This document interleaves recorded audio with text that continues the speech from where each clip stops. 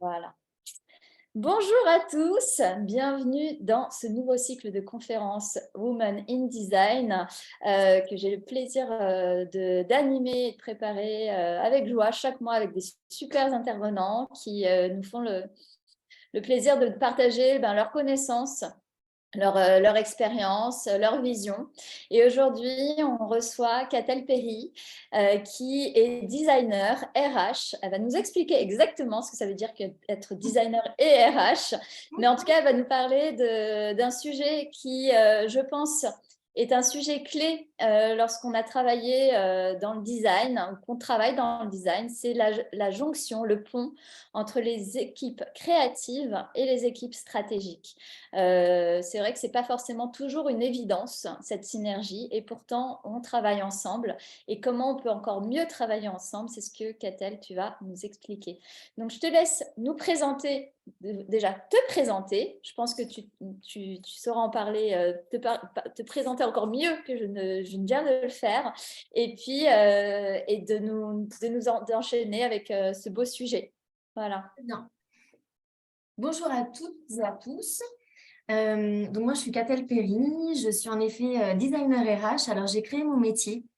Ce sujet d'aujourd'hui de la conférence me parle beaucoup forcément parce que réunir deux univers, je l'ai fait. Donc, l'univers des RH et l'univers du design, qui a priori n'ont absolument rien en commun. C'était justement un challenge intéressant à relever.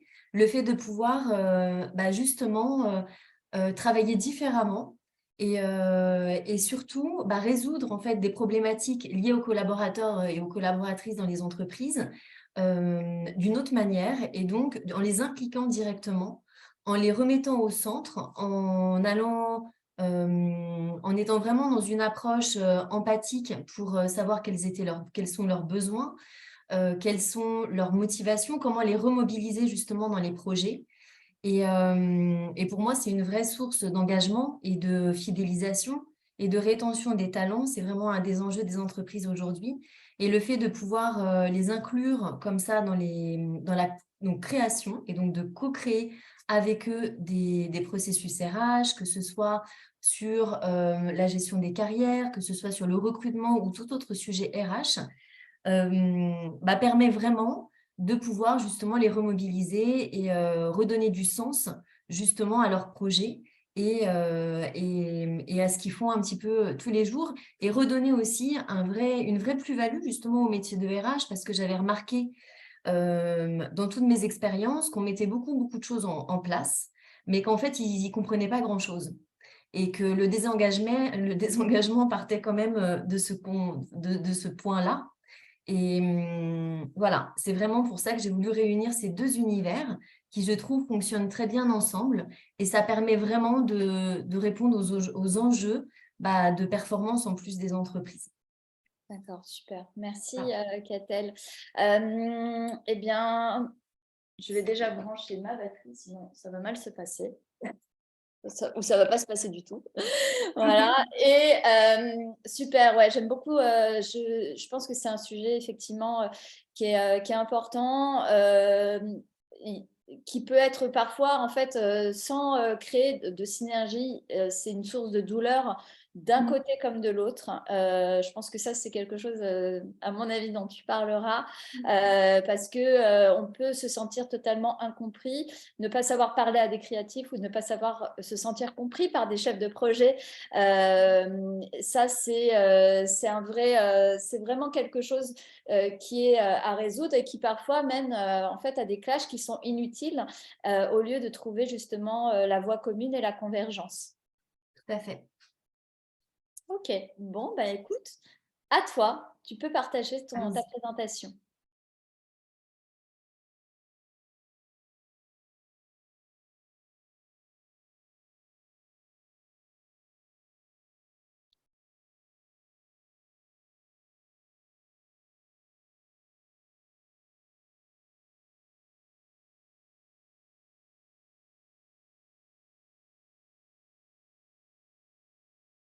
Alors, donc, en effet, donc, le sujet d'aujourd'hui, comment réconcilier les équipes créatives et stratégiques.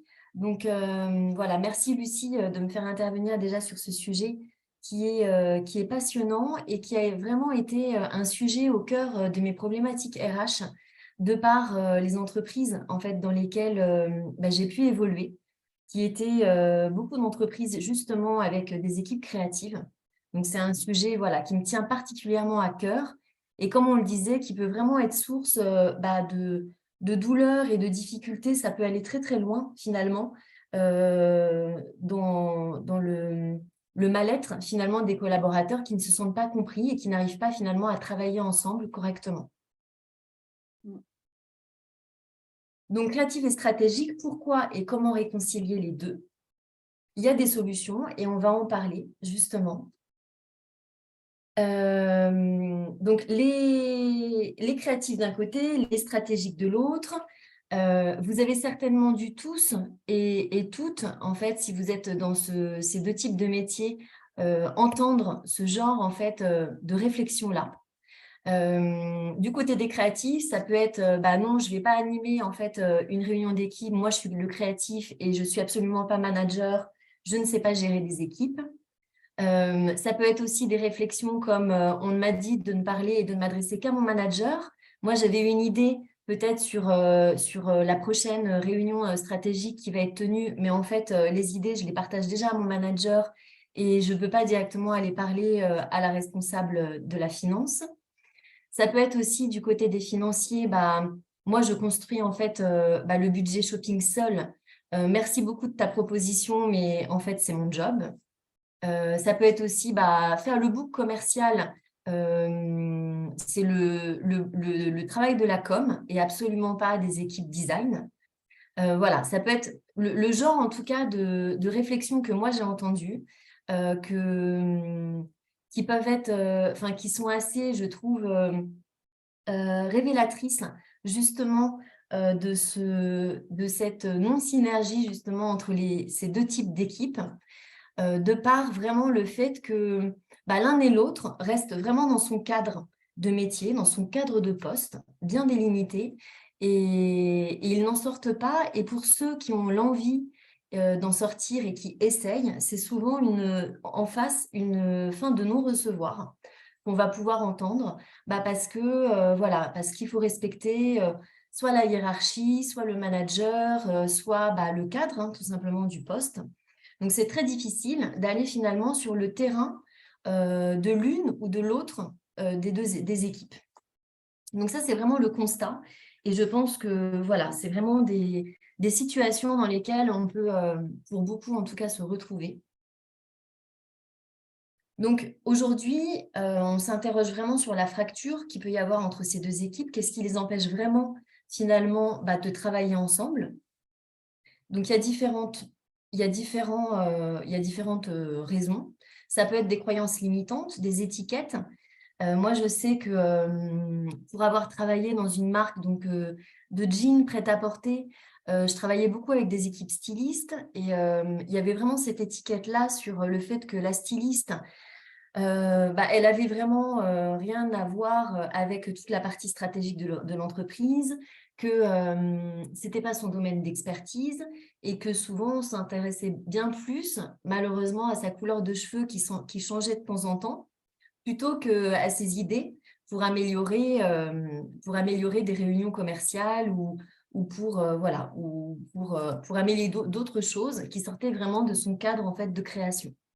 Ça peut être aussi la hiérarchisation trop importante dans la structure de l'entreprise, des strates vraiment hiérarchiques et un fonctionnement de l'entreprise en silo, où finalement, c'est très difficile de dépasser le stade du manager qu'on a au-dessus de nous. C'était beaucoup le cas justement sur les équipes créatives et stylistes dans ce cas de figure-là, qui en fait ne devaient s'adresser qu'à leur directeur artistique et ne pouvaient pas aller, par exemple, s'adresser directement au directeur commercial. Donc, c'était assez limitatif en termes d'opportunités et de partage, finalement, et d'expression. Sachant que les équipes créatives ont aussi beaucoup, vraiment, ce besoin de pouvoir s'affirmer, de pouvoir s'exprimer, de pouvoir partager ses idées, et pas seulement sur leur création ou sur leur métier d'origine. Donc, ça pouvait être aussi le manque d'autonomie, de responsabilité qui découlait aussi un petit peu de tout ça. Le manque d'autonomie et de responsabilité, à partir du moment en fait, où on a du mal ou en tout cas, où l'entreprise n'autorise pas le partage de nouvelles idées et l'expression en fait des employés, c'est très difficile finalement d'avoir cette autonomie et cette prise de responsabilité finalement sur différents sujets. Moi, j'aime beaucoup parler finalement du fait que, en fait, beaucoup de personnes dans ces équipes-là ne se sentent pas légitimes dans l'exercice de leur autonomie. C'est-à-dire qu'elles ont besoin, et je pense que c'est aussi le fonctionnement de certaines entreprises qui provoque ça, elles ont besoin de demander la permission de pouvoir s'exprimer sur tel ou tel sujet, de pouvoir participer à tel ou tel projet. Donc voilà, moi j'aime beaucoup cette idée de se sentir légitime dans l'exercice de son autonomie. Finalement, c'est vraiment une légitimité à retrouver à travers l'expression et le partage de nouvelles idées. Et la responsabilité va de pair avec à quel niveau on se sent responsable, de ses projets, responsable de pouvoir amener justement de nouveaux projets, de mettre en place de nouveaux projets. Et ça, je pense que en effet, une hiérarchisation trop importante et le style ou le type de management qu'on va pouvoir retrouver dans certaines entreprises ne va pas aider à ça. Et le manque d'interaction, bien évidemment, entre les services, des services qui ne se parlent pas, des services qui ne vont pas être réunis ensemble sur différents projets, des services, au-delà en fait de ne pas se parler, moi je dirais vraiment qu'ils ne se comprennent pas. C'est vraiment, vraiment un manque de compréhension. Et on parlait tout à l'heure des croyances limitantes sur les uns ou sur les autres, beaucoup d'étiquettes sur le fait que le styliste, il n'a pas de compétences. Peut-être, il n'a pas de compétences, lui, en comptabilité, il n'a pas de compétences en finance, il n'a pas de compétences en stratégie d'affaires, alors qu'on peut très bien avoir des stylistes qui ont fait des écoles de commerce et des écoles de stylistes à la fois. Donc, voilà, tout ça, en tout cas, c'est les points que moi, j'ai pu relever en entreprise et qui bloquaient vraiment la synergie et le travail entre la coopération, justement, entre les équipes créatives et stratégiques. Et donc, de mon expertise et de mon expérience, j'ai pu aussi voir que peu importe finalement l'univers ou le type d'entreprise, on retrouve ces mêmes problématiques. Moi, par exemple, donc j'ai pu avoir cette expérience-là auprès des stylistes, donc dans tout ce qui va être mode et prêt-à-porter, donc les équipes stylistes avec les équipes financières qui ne travaillaient pas ensemble. Et j'ai pu également travailler avec un professeur en fait d'HEC Montréal sur la dynamique qu'il pouvait y avoir dans un milieu beaucoup plus techno-créatif qui est le jeu vidéo, et donc l'entreprise Ubisoft. Et j'ai pu justement aussi me rendre compte de la difficulté de faire travailler ensemble donc les créateurs là, de jeux vidéo avec les équipes beaucoup plus stratégiques et beaucoup plus managériales. Alors que finalement, ouais. On adore. Finalement. Et c'est deux personnes qui pourraient être dans Women in Design en vrai. Mais complètement. Parce que la chef de projet, elle a tout à fait la place dans notre association. Donc voilà. Mais oui, mais tout à fait. Et les faire travailler ensemble, il y a tellement de bénéfices en fait derrière.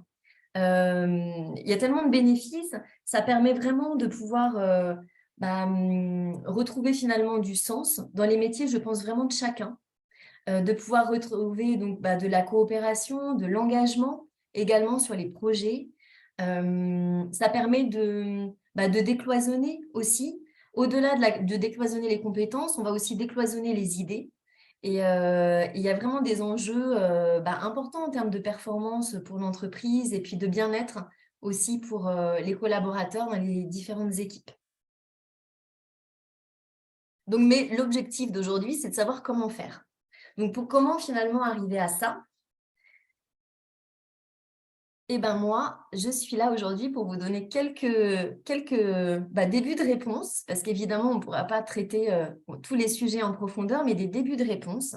Donc, comme je le disais tout à l'heure, Moi, j'ai déjà expérimenté ça. Le fait de réunir deux univers ensemble, deux univers qui, a priori, vont pas du tout ensemble. Et le fait de pouvoir, en fait, apporter de la créativité et des méthodes et une approche créative différente à une fonction qui apparemment est assez rigide, qui apparemment à la base n'est pas du tout un métier créatif, ça va permettre, et on va le voir vraiment, de décloisonner, de permettre l'expression, la facilitation des idées, mais il y a différentes méthodes à mettre en place pour ça, pour vraiment réunir donc la stratégie et la créativité ensemble. Donc, comment faire le pont entre les deux? Eh bien, déjà, il faut une stratégie avant tout à mettre en place. Et moi, mon constat de départ, c'est vraiment de dire que la créativité n'est pas innée, mais que c'est une compétence qui se développe, quel que soit en fait finalement le métier qu'on exerce. Et moi, j'aime beaucoup l'appellation de confiance créative. J'ai découvert en fait cette approche et ce terme de confiance créative avec un super livre qui s'appelle justement La confiance créative des frères Kelly, qui ont créé la D-School. Et donc, du coup, la D-School permet justement d'apprendre cette approche de design thinking, qui est vraiment une façon de penser qui est issue donc, des designers et qui est de se dire que finalement, la créativité, ça peut être l'apanage de tous et pas seulement des métiers dits créatifs. Et moi, j'aime beaucoup cette citation que je vous partage. Eux, ils disent qu'être créatif, c'est vraiment un état d'esprit qui se travaille avec le sourire et en équipe et qui change un projet, le monde et la vie. Et je pars vraiment de ce constat-là dans les entreprises pour me dire que oui, en fait, même si on est financier, même si on est comptable, on peut aussi développer sa créativité. Et la confiance créative, donc décuplée à tous les métiers de l'entreprise, peut se traduire ensuite en une vraie culture finalement de l'innovation. Mais comment faire? Comment justement atteindre ça? J'ai proposé quelques exemples ici à travers ma présentation et ma conférence d'aujourd'hui.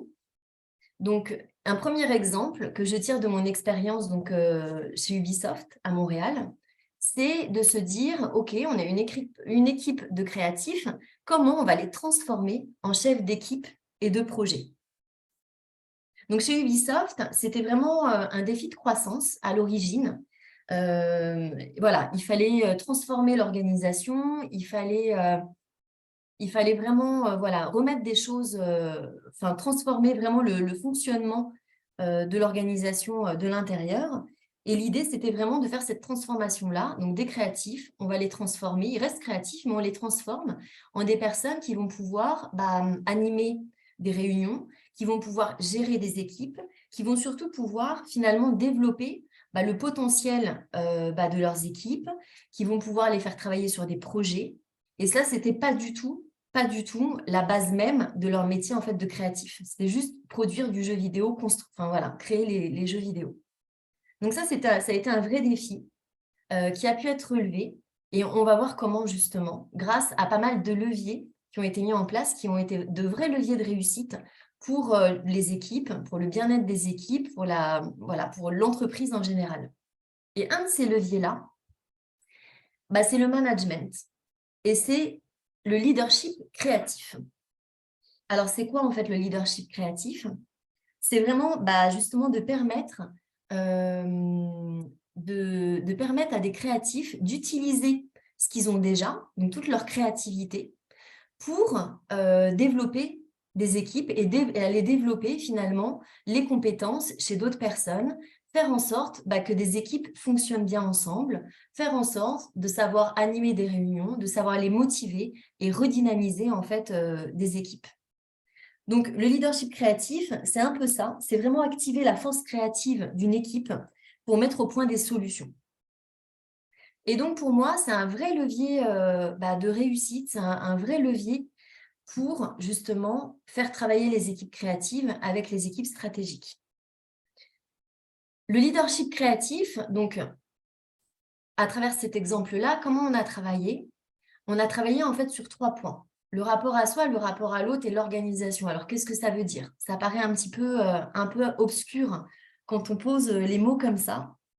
Donc, les créatifs, déjà, ils avaient une certaine, on va dire, intelligence émotionnelle, d'empathie de par leur métier, et c'est ce qu'on peut retrouver de manière habituelle. L'objectif, pour nous, c'était vraiment de développer encore plus donc, cette intelligence émotionnelle chez eux. Donc, développer leur intuition, leur écoute, leur empathie, leur audace, pour vraiment ensuite aller justement grâce à ces compétences-là, mener en fait des équipes jusqu'à leurs objectifs et pouvoir vraiment avoir un rôle de leader, ce que j'appelle le leader créatif, c'est-à-dire qu'on ne va pas seulement être là pour encadrer, mais vraiment pour faire monter les autres en compétences et grâce aussi à notre façon d'être.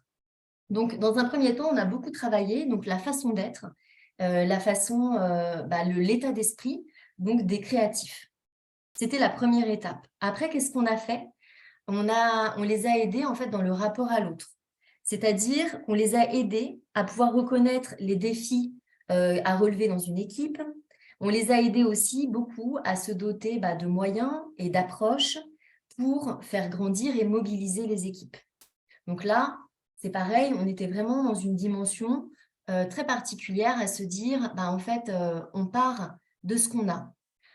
C'est aussi ce qu'on peut appeler la méthode effectuelle. J'aime beaucoup, on part de ce qu'on a, donc on part de tous on va vraiment en fait partir de toute la compétence en fait de créativité et toute la compétence, toutes les compétences humaines aussi que peuvent avoir des créateurs de jeux vidéo pour ensuite mettre ces compétences-là à profit d'autres personnes et en tant que chef d'équipe et les aider justement à développer des projets, à peut-être à faire des réunions qui vont plus ressembler à des brainstorming, à les aider à aller chercher de nouvelles idées et vraiment avoir ce rôle de catalyseur-là et de créateur finalement d'idées et de créateur de solutions pour les équipes.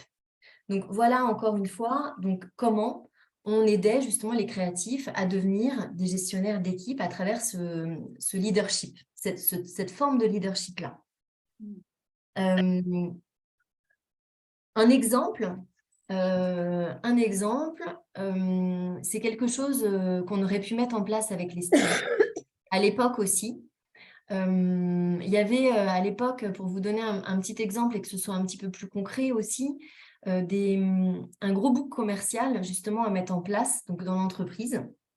Donc un book commercial avec tous les modèles, tous les styles de vêtements en fait qu'on vendait et qui était vraiment quelque chose de très important en termes de support pour tous les commerciaux de l'entreprise.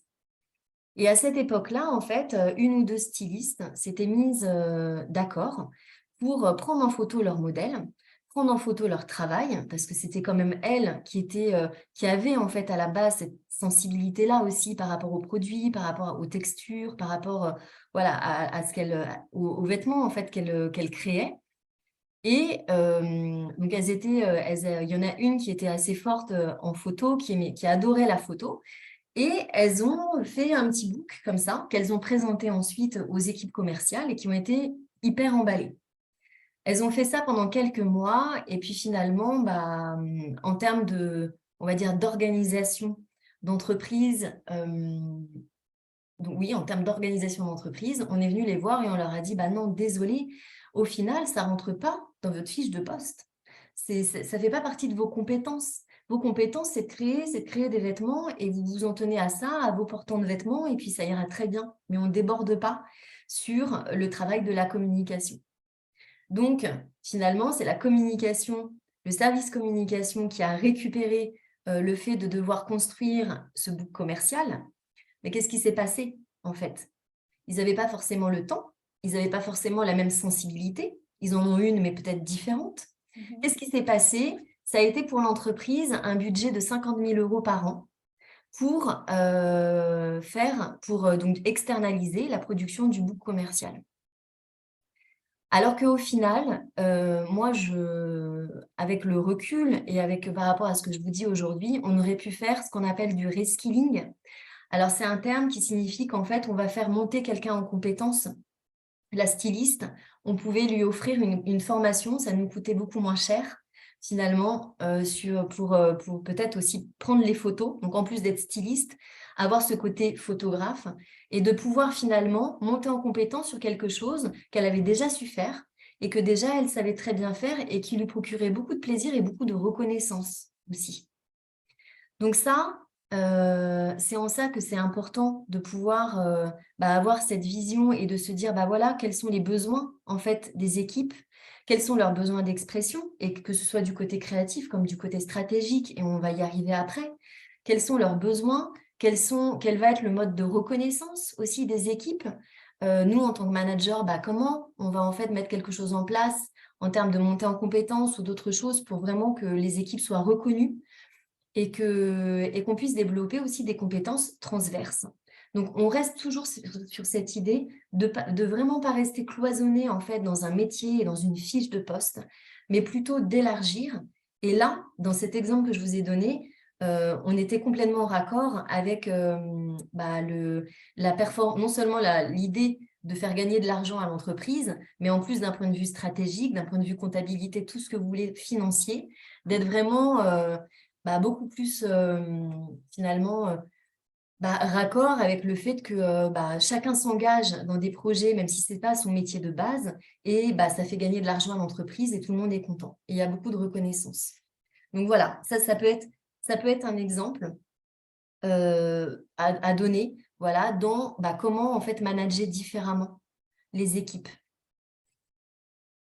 Et puis, donc, la dernière partie, c'est l'organisation. L'organisation, c'est comment, en fait, moi, en tant que leader aujourd'hui, je suis créatif, je peux devenir leader d'équipe. Comment, en tant que leader d'équipe, en fait, justement, on me donne à voir comment fonctionne l'entreprise, comment on me donne accès aussi à des informations sur la stratégie de l'entreprise, sans que forcément ce soit que la direction qui puisse avoir accès à ces informations-là.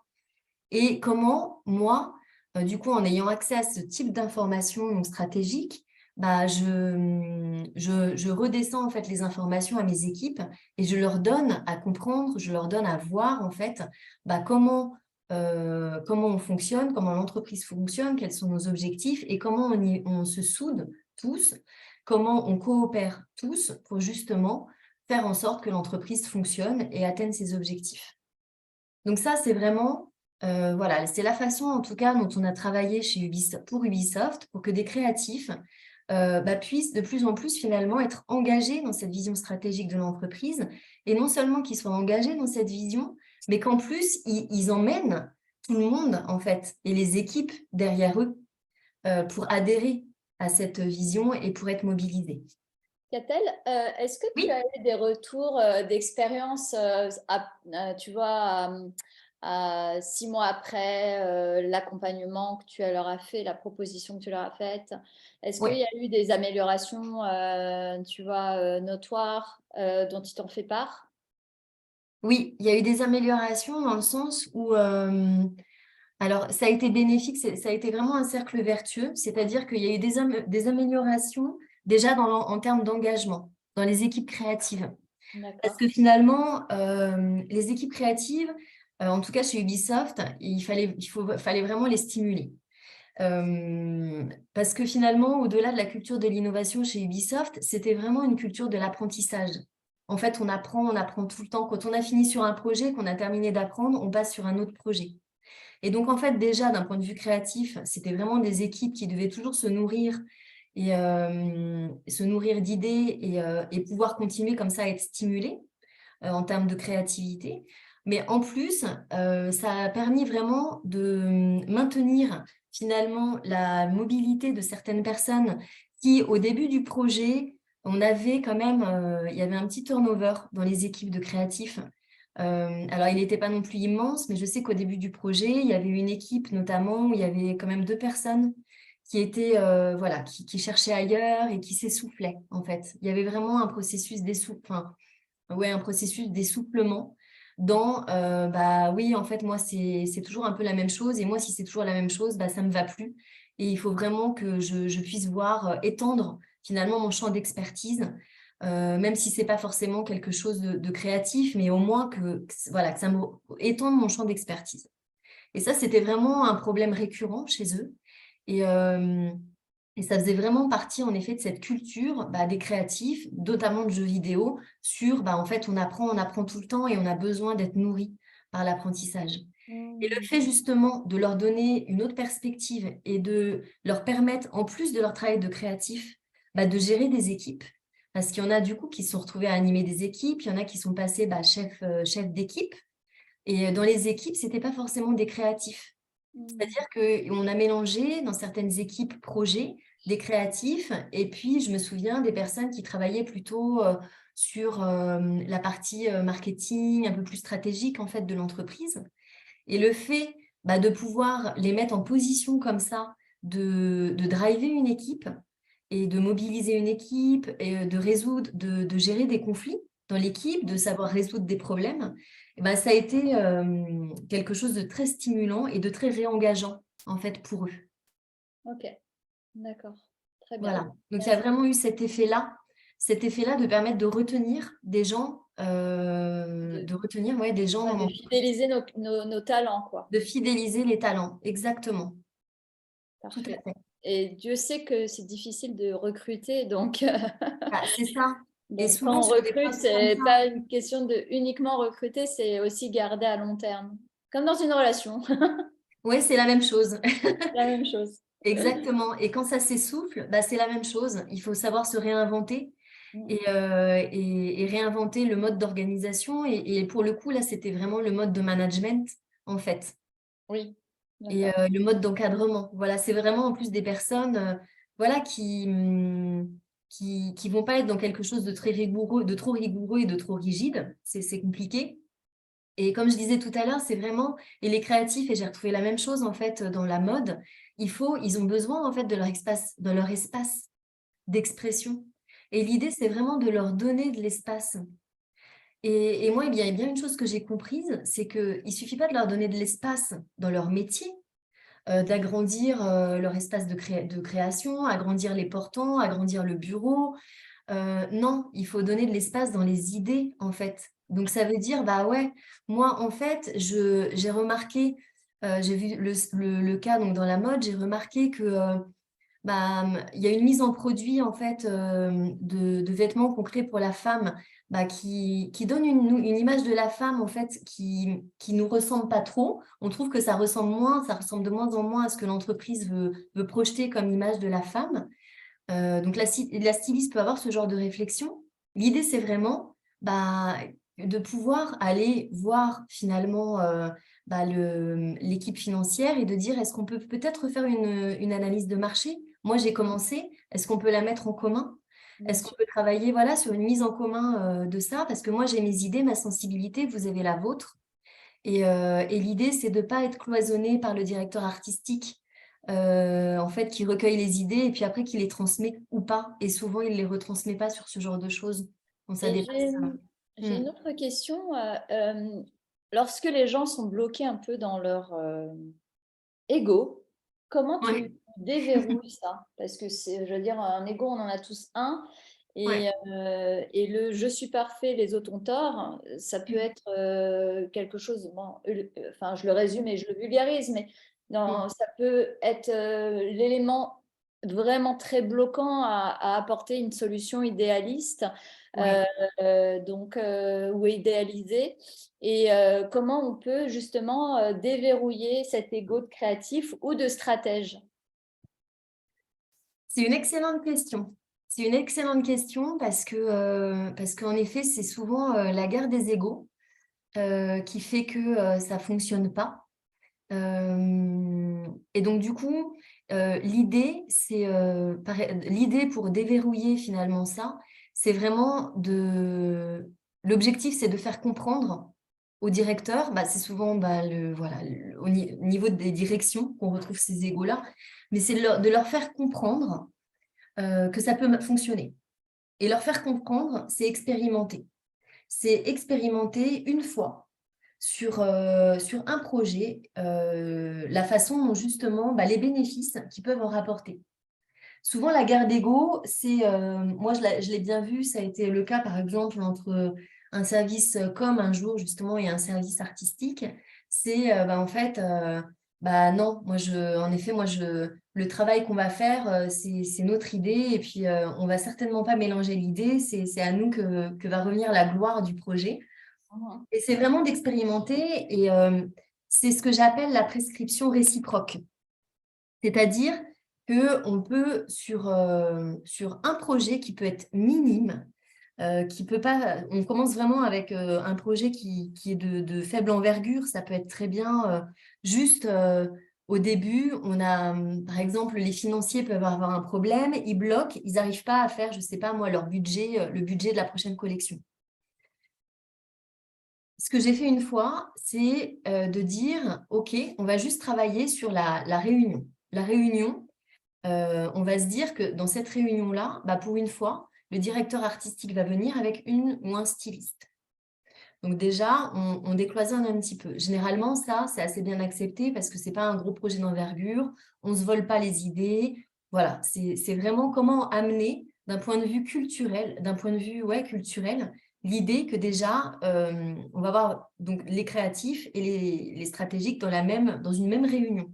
Moi, je sais qu'à l'époque, ça avait démarré comme ça. Et ce que j'appelle la prescription réciproque, c'est en fait de se dire que lors de cette réunion, donc on a une problématique, le créateur, par exemple, ça peut aussi être dans l'autre sens, le créateur, donc le directeur artistique, va lancer un défi au responsable financier. C'est-à-dire qu'il va dire, bah voilà, l'idée, c'est que là, on voit que vous bloquez sur la construction du budget de la prochaine collection. Nous, on a 2-3 pistes, en fait, de choses, peut-être de ce qu'on appelle des irritants, de choses qui vont bloquer. On vous propose de les mettre, de vous les partager. Et à ce moment-là, on vous propose aussi de travailler dessus. Donc, on vous donne les 2-3 points qui bloquent, de notre point de vue. Vous travaillez dessus, on se refait une réunion dans 15 jours. C'est ça, en fait, l'idée de lancer le défi. Je lance le défi, le créateur lance le défi au stratégique. Celui-ci répond avec une proposition qui va enrichir et permettre d'aller plus loin. Et en fait, c'était comme un peu une partie de ping-pong, finalement, au début. Chacun restait plutôt campé sur ses positions. Et au final, on initie quand même un début de partage et un début de coopération entre les idées des uns et les idées des autres. Et à petite échelle. Et l'idée, c'est vraiment de commencer à petite échelle et de faire comprendre que oui, en fait, ça peut fonctionner et que derrière, on va plus vite. On peut souvent dépenser moins de budget et on a de meilleures idées, finalement. Et ça participe vraiment à la performance d'une entreprise. Et là, on déverrouille en effet un peu les égos parce que finalement, on n'est pas en train de se voler un projet. C'est pour ça que de commencer à petite échelle, ça peut être très intéressant. D'accord. OK. Voilà. Merci. Et donc, c'est ça. En fait, c'est cette idée-là, finalement, le leadership créatif, c'est d'inspirer le changement, c'est vraiment de mettre en place une culture un peu petit à petit, un peu différente. C'est donner le droit à l'erreur, c'est donner aux autres la possibilité de s'exprimer sur leurs idées. Ça peut être justement à travers des réunions, à travers des brainstorming, des choses en fait. J'ai remarqué que des fois on se dit en fait mais ça existe déjà, ça c'est hyper simple, ça doit déjà être mis en place. Mais de mon expérience, en tout cas à moi, alors ça a été, enfin, j'ai pas fait toutes les entreprises du monde, mais c'est pas, faut pas faire non plus de généralité, mais parfois quand on se dit oh là là, c'est simple d'organiser un brainstorming, c'est simple de réunir 2 équipes juste sur une réunion, non, en fait, au-delà du fait que ce soit simple ou pas, c'est que ça ne se fait pas. C'est que en fait, ça ne fonctionne pas comme ça. Et donc, l'idée, c'est vraiment de plus en plus de donner le droit à l'erreur, de faire participer les gens, de leur permettre de s'exprimer, de mettre en place donc, des processus de collaboration alternatifs. C'est un peu l'idée là que j'ai donnée. C'est d'installer un climat de sécurité psychologique aussi, parce que finalement, il y a beaucoup de gens qui n'osent plus s'exprimer, que ce soit dans une équipe ou dans une autre, parce que plusieurs fois, on leur a dit non, en fait, c'est pas ton job. Ou alors ton idée, elle est bonne, mais tu sais, ça va pas fonctionner. Et puis, de toute façon, nous, on a trop de travail. Fais déjà ce que tu as à faire. Et, donc, il y a souvent tellement de fins de non-recevoir de l'autre côté que ça décourage les gens. Et souvent, les gens, ils sont comme ça. En fait, ils sont découragés. C'est-à-dire qu'à la fin, En fait, ils ont essayé de partager une fois, deux fois leurs idées, ça n'a pas marché. Bah, ils le font plus.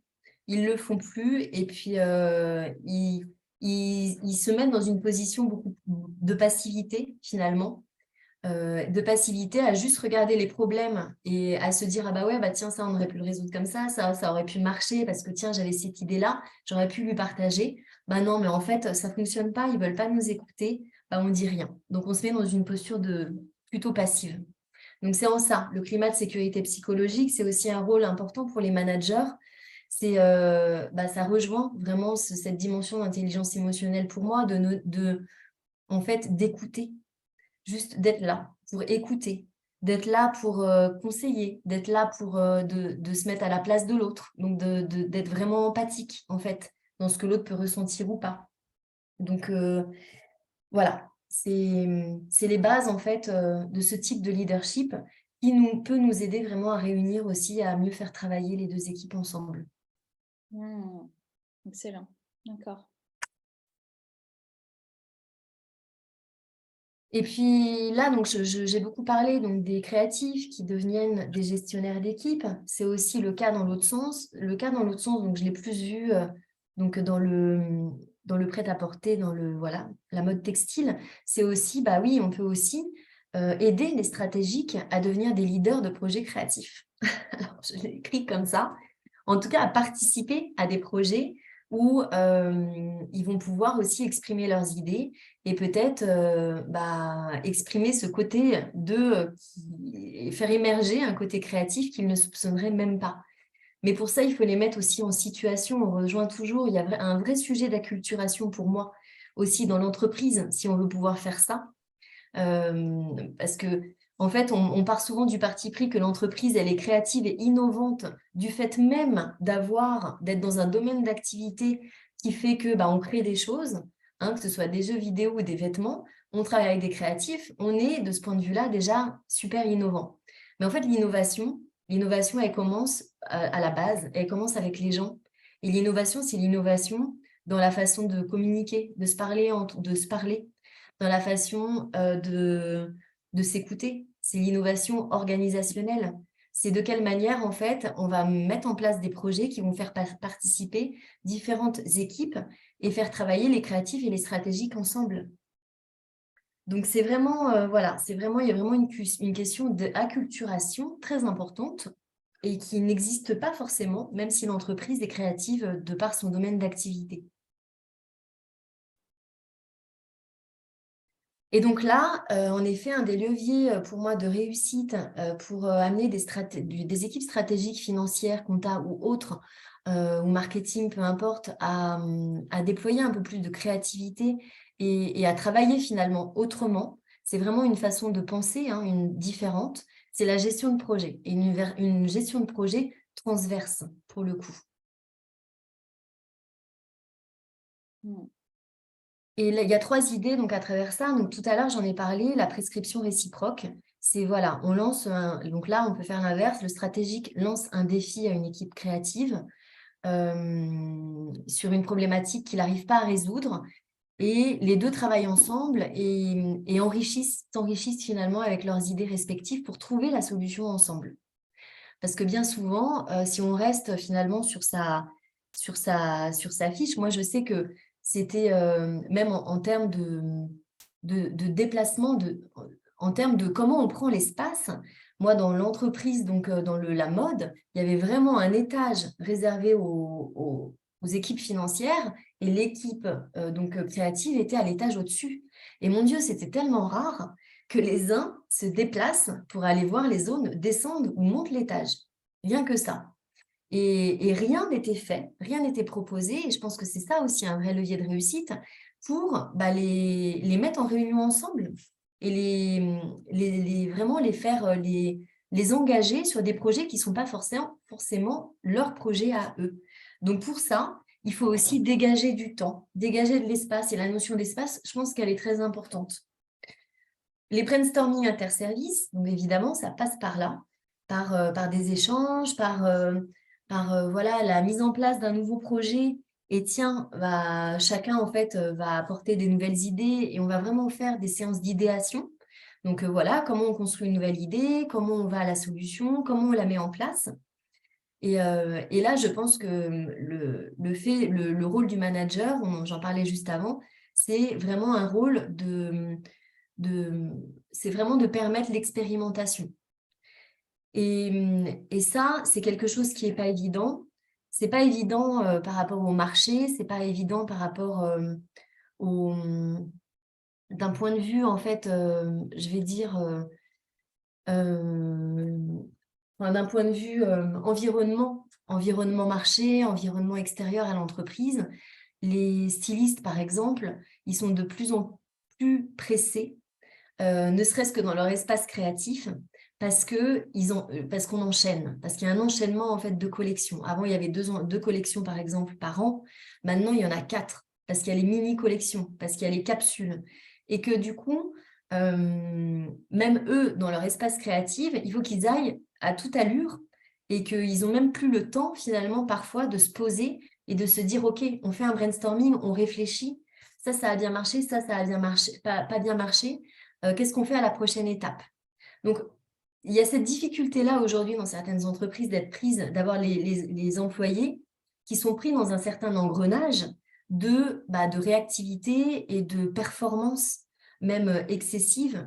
Et c'est très difficile de pouvoir leur trouver, leur refaire, leur redonner de cet espace-là, de cet espace de réflexion, de cet espace de création.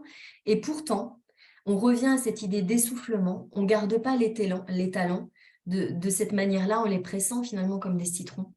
Parce que voilà, parce que on les perd. Systématiquement, on perd les meilleurs éléments plutôt que d'avoir une réflexion peut-être en amont, toujours d'un point de vue direction, d'un point de vue management, et de se dire comment on leur redonne de l'espace de création, de l'espace de réflexion, de l'espace de partage.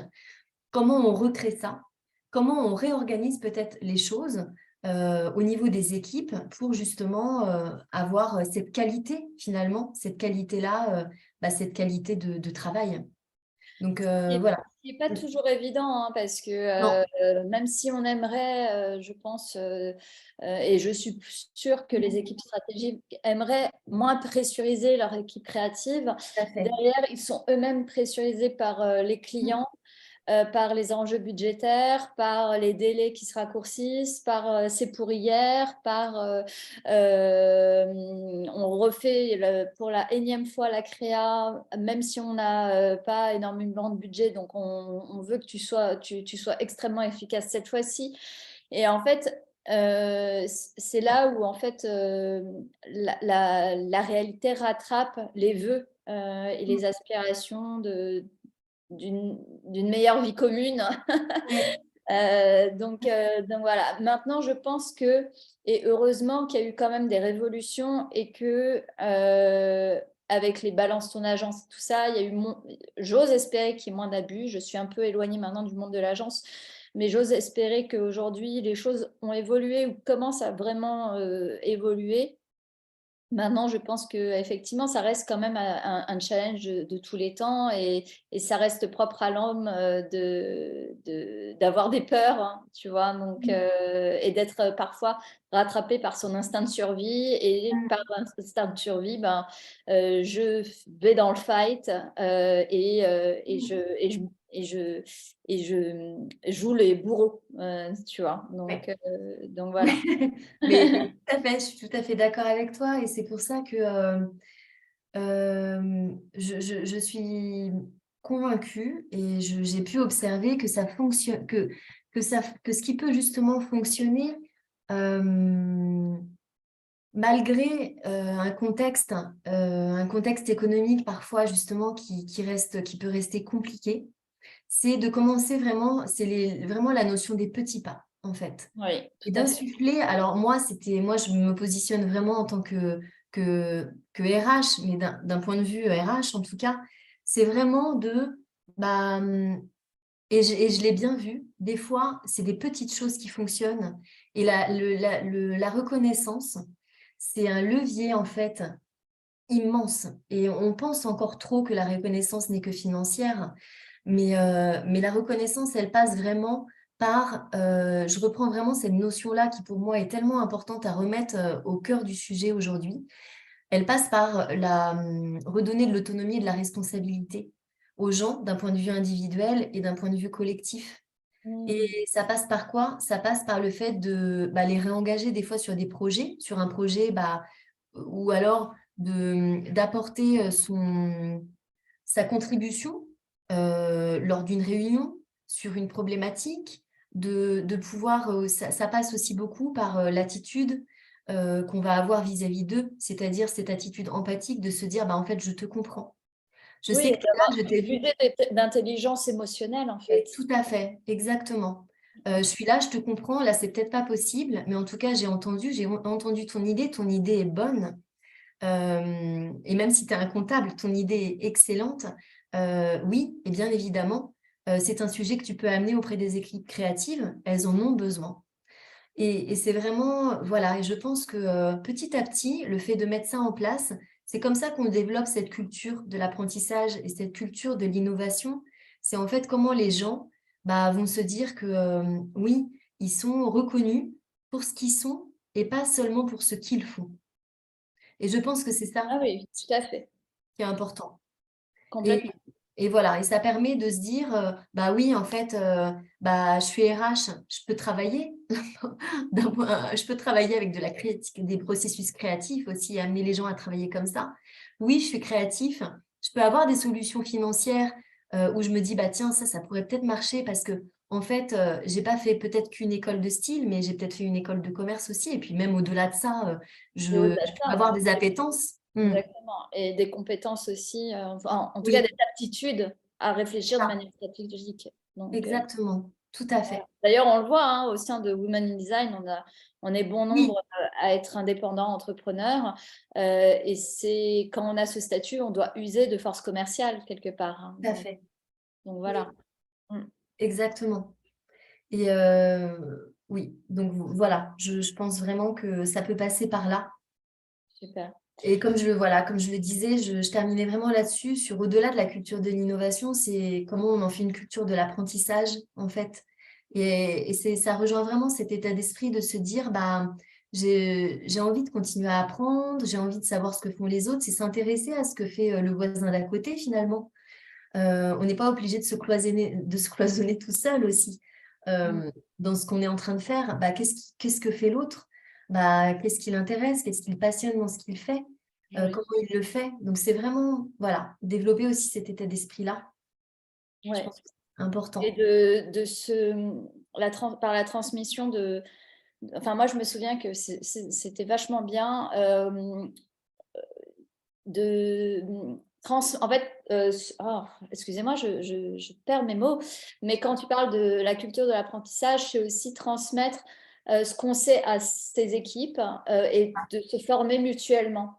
Et je me souviens que moi, on avait instauré ça dans la dernière boîte où j'ai travaillé en tant que salarié, où il y avait des moments de libre. En fait, on se faisait des tutos mutuels. Il y avait forcément des choses qu'on pouvait apprendre au chef de projet ou même au designer qui était plus sprint et puis moi qui était plus branding ou qui avait des skills en UX, des choses comme ça. Et ça, c'est ce qui recrée aussi de la compréhension, du sens, de la familiarité aussi. On a besoin de familiarité, on a besoin de connexion émotionnelle dans les équipes. Donc, même si on dit que le business n'est pas personnel, le business, c'est quand même une recette humaine. Et donc, dans l'humain, pour que ça fonctionne, il faut quand même une expérience émotionnelle qui soit forte. Donc, voilà. Exactement. Et moi, j'ai tellement entendu cette phrase de gens, alors ça avait été le cas beaucoup dans des équipes créatives, mais ça peut l'être de l'autre côté aussi, évidemment, de se dire, mais en fait, si j'avais eu juste l'impression qu'on m'entendait, je serais restée. J'aurais pu rester 10 ans de plus là où j'étais. Parce que parfois, on adore, parfois, on adore ce qu'on fait. On peut adorer l'entreprise, on peut adorer ses collègues. Je pense qu'il ne faut pas négliger cette partie-là. De si on m'avait entendu, si on avait entendu mes idées, si on avait entendu ce que j'avais à dire, sur quel que soit le sujet, je serais restée 10 ans de plus. Et ça, je l'ai beaucoup entendu. Et voilà, je trouve que c'est assez frappant. C'est intéressant. Après, je pense que on peut toujours apporter de la nuance. Est-ce que la personne qui Oui, a dit ça a fait suffisamment de communication sur ses idées, les a suffisamment incarnées? Est-ce que tout à tu vois? fait. C'est ça qui est intéressant. C'est ça qui est intéressant et c'est ça qui permet vraiment de construire cette réflexion. En tout cas, moi, c'est comme ça, d'un point de vue RH, que j'ai vraiment construit ma réflexion à me dire, d'un côté comme de l'autre, qu'est-ce qu'on peut améliorer pour que les deux, finalement, s'entendent. Oui, tout à On fait. on revient à ça et puis et voilà, et parce que je suis persuadée que c'est parfois des fois de la maladresse, c'est parfois des fois on ne sait pas comment faire. Et des fois, c'est justement d'arriver avec une approche différente et à se dire, attendez, si vous travaillez comme ça, si on fait des réunions un peu différentes, avec une méthode différente, regardez, ça peut fonctionner, mais il faut aussi, et bien évidemment, être capable d'apporter des outils, des approches, des méthodes aux gens, parce qu'en fait, souvent, on ne sait pas comment faire. Mm, mm. Mm. Ah, c'est hyper intéressant. Du coup, c'est vrai que moi, ça me fait penser au personal branding parce que quand Ah on est oui, en entreprise et que on a le sentiment de ne pas être vu, oui, entendu et c'est tout simplement visible, mais en fait, de quelle manière, en fait, un, on s'est rendu invisible et deux, comment on se rend visible, tu mais vois? tout à fait, mais exactement. Et c'est Et vraiment, et on revient à, sujet. au-delà de ce que je fais, la simple fonction pour laquelle on m'a embauché pour remplir une mission, qui Mm. suis-je et comment je valorise cette personne que je suis, C'est ça. au service de mon entreprise, bien sûr. C'est pas uniquement une ode à moi-même, mais c'est simplement comment je peux encore plus synergiser Ouais, c'est ça. ma personne et l'entreprise. Voilà. Mm. Exactement. Oui, c'est tout à fait ça. On revient à qui suis-je, au-delà de qu'est-ce que je sais faire. Oui. Et Super. donc, Un mot voilà. de la fin, Eh bien, Catel? bien sûr, alors mon mot de la fin, c'était celui-ci. Être créatif, c'est s'ouvrir à ce qui n'est pas soi. Ah, j'adore, hein, je vais même Voilà. noter.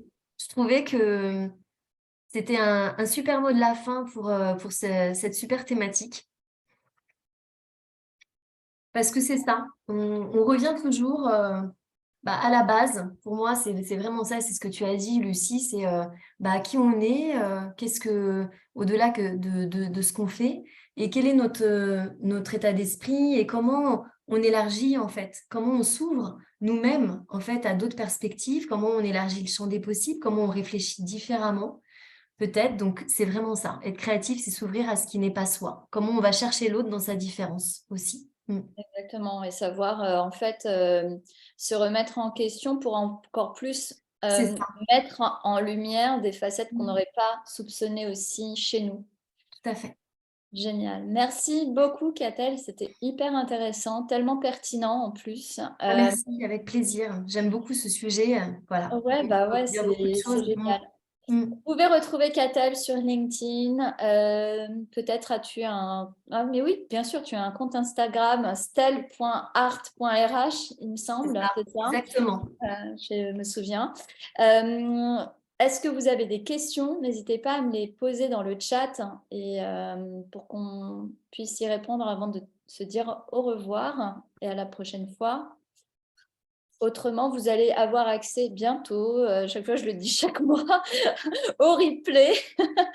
Pour le moment, on les conserve, on n'a pas encore de site internet pour les mettre en ligne, mais ce sera bientôt le cas. Et donc, voilà, si jamais vous avez besoin de contacter Cassel, n'hésitez pas. Et une dernière passe pour une question, autrement. Rien. Oui, bonjour tout le monde. Moi, j'ai une question à poser à Catel. Déjà, merci beaucoup, Catel, pour ton intervention. C'était hyper intéressant. J'ai appris plein de trucs et ça renoue avec des choses que j'ai pu observer dans les entreprises. Peut-être un commentaire aussi. Ça me fait penser à un livre que vient de se sortir, enfin, qui a sorti il y a un an, un de mes oncles, qui s'appelle La Société du dédain, qui est paru en avril 2022 aux éditions Odile Jacob, et qui traite de ce sujet justement du fait d'être dédaigneux, d'être méprisant entre les métiers. entre les entités. Et je me disais, s'il y avait juste moins de mépris, moins de dédain entre la stratégie et les milieux créatifs, je pense qu'on s'en sortirait un petit peu mieux et il y aurait davantage d'intelligence collective voilà, pour mieux faire avancer la machine, voilà, pour nous, elle est utilisée. Et j'avais une question à poser au sujet de la hiérarchie. Toi qui as travaillé, d'après ce que j'ai bien compris, chez Ubisoft au Canada, est-ce que tu as observé des différences de point de vue sur ce sujet que tu abordes entre le Canada et la France? On entend parler comme quoi il y aurait plus de hiérarchie horizontale au Canada. Est-ce que c'est vrai ou est-ce que c'est un mythe? Alors, j'ai pas vraiment travaillé chez Ubisoft au Canada. J'ai travaillé avec un professeur qui les connaît très bien sur ce sujet en fait de réunir les créatifs et les stratégiques. Donc, j'ai suivi en fait les travaux, j'ai beaucoup échangé avec lui, mais j'étais pas non plus à l'intérieur d'Ubisoft. Mais je peux répondre à ta question, Camille. Oui, il y a une différence. Il y a une différence parce que du coup, il y a un style de management au Canada qui est plus participatif de base. Et donc, du coup, ça facilite, voilà, ça facilite déjà un petit peu plus l'implémentation de nouvelles méthodes ou de méthodes un peu plus innovantes dans la façon de faire travailler les uns avec les autres. Il y a aussi toujours l'objectif, un objectif, et ça c'est une différence que j'ai vue, enfin je trouve avec la France, ils ont toujours en tête l'objectif de rendre les choses digestes. C'est-à-dire, bon, on va amener un nouveau concept, on va faire travailler les gens différemment, comment ça peut être digeste le plus possible pour les opérationnels. Comment on va leur expliquer sans arriver avec une étude en fait qui fait 10 pages avec des termes très très spécifiques, des termes très métiers, des termes très stratégiques. Comment en fait on va rendre les choses plus digestes et on va s'adapter aux opérationnels. Donc voilà, c'est vraiment peut-être une différence, peut-être un peu plus que j'ai vu chez eux. Et puis après, ils sont très aussi. Alors l'entreprise était comme ça avec une grosse diversité interculturelle, mais ils font aussi très attention à ça. Et ça rejoint pour moi aussi un peu de l'intelligence émotionnelle dont on a pu parler. C'est comment aussi mieux comprendre les gens dans leur diversité. Là, pour le coup, c'était interculturel. Et comment mieux les faire travailler ensemble. Donc, ils ont l'habitude aussi de travailler avec peut-être un peu plus cette approche-là. De se dire, voilà, d'un point de vue culturel, justement, on prend en compte les diversités des uns et des autres et comment on amène la coopération. Voilà, c'est vraiment des choses qui étaient ressorties, en effet.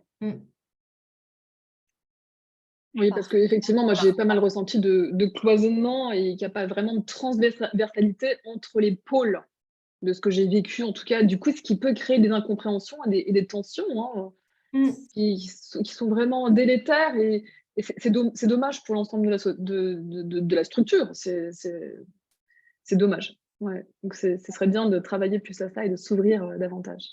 Oui, tout à fait. Merci Camille.